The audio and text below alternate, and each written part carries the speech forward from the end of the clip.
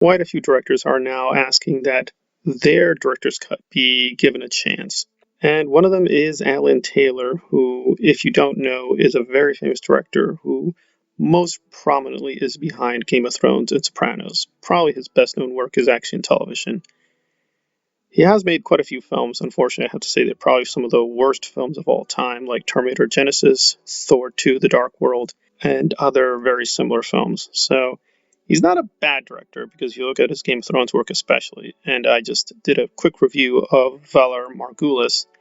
It's really, really great episodes. Probably one of the greatest episodes on Game of Thrones, one of the greatest episodes on television I've ever seen. So you think I'd want to heartily endorse what he's up to, but I'm a little bit torn because I'm also an upcoming filmmaker and really struggling and trying to figure out how do I just get my first film done within a small budget and all those things. So I should be on the side of director's cuts for everybody, right? I mean, if the studio can make money and the director wants to do it, why not? More the merrier. But I gotta be honest, with Thor 2 The Dark World, it's for me one of the worst MCU films I've ever seen. And granted, the MCU itself for me has never been a great cinematic experience. I just think their basic output is always very average. Average storytelling, average writing, average directing, average film score, average cinematography. There's almost nothing distinctive about most of these films. I can only really name about 3 films that seem to have good or great stories or have a distinctive personality. They all just seem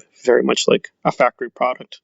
You just buy the soup can, here's another soup can, and here's another soup can. And unfortunately, I think Thor 2 The Dark World is probably one of the worst cases. It's just, this is aggressively mediocre. I don't really remember most of the story.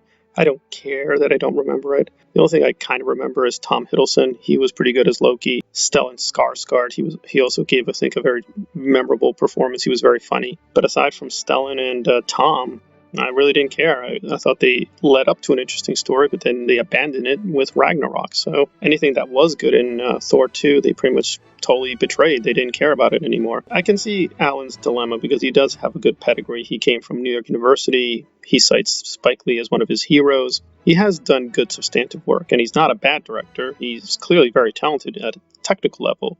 From his Game of Thrones work, I can definitely tell this guy really knows his stuff, and they're very beautiful, very well done episodes. But again, it is kind of like the MCU problem, but not as severe that on average Game of Thrones episodes are very excellent. They're very well done in their own way, but in terms of directing styles, it's very, very hard to cite what is auteur or distinctive or what personality they have because they all kind of have a very flat personality. They all kind of seem the same thing. They're highly repetitious. They just do the same tropes over and over again. I think, honestly, only Miguel Sapochnik really managed to have a personality. So when you see a Miguel Sapochnik episode, he stands out. They have very distinctive traits, but the vast majority of these directors, it's sort of like, you really can't tell. They can just be replaced one with the other, and you wouldn't lose anything. It'd just be the same old thing.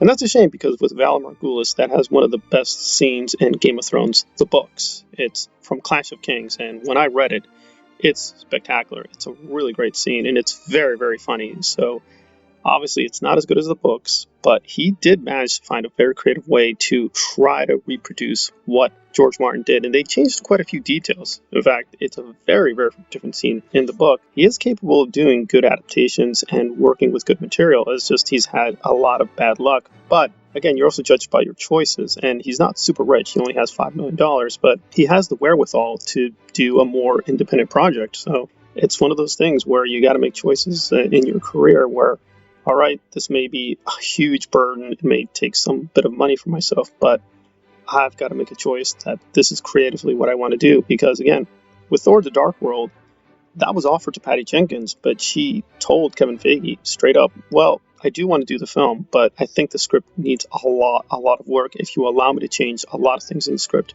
I'll do the project.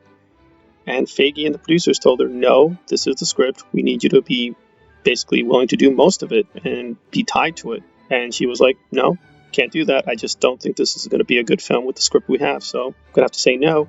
She ends up doing Wonder Woman. Now she's one of the biggest directors in the world. Now, I don't share the consensus. I do think Wonder Woman is kind of the same thing. It's kind of like, it's very average.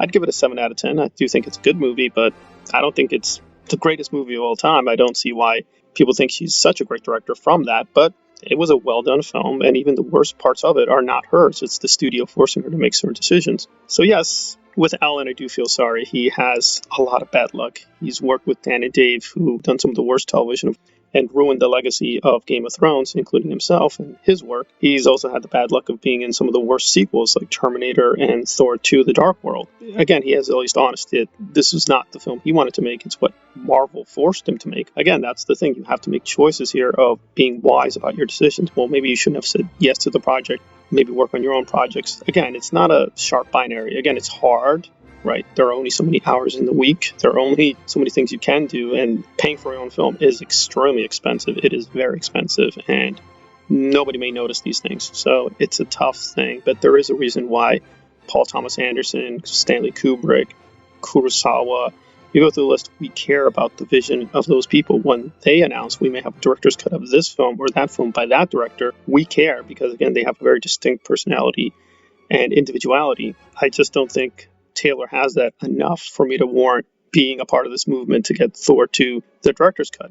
But I do think it's reasonable for the MCU to start giving us more director's cut. I think that's financially beneficial for them and good for the fans. But even that's probably only going to be a few selected cases, and I don't think Thor 2 warrants that. But I do want to be generous and be positive, so I'm going to try to do a systemic review of his particular Game of Thrones episode and really try to judge his work analytically and try to judge the work fairly and give it a real chance before saying, nah, there's not enough here. But I gotta be honest, in terms of directors with Game of Thrones, they did a really good job for the most part on the good episodes. But again, except for Miguel, they don't really have much personality, so it's very hard to see what would be distinctive if we did get a Thor 2 director's cut. And with the Snyder cut, I think we got one of the greatest films of all time. Is that what we would go with Thor 2? I'm very skeptical, and that's where I stand. Thanks for listening.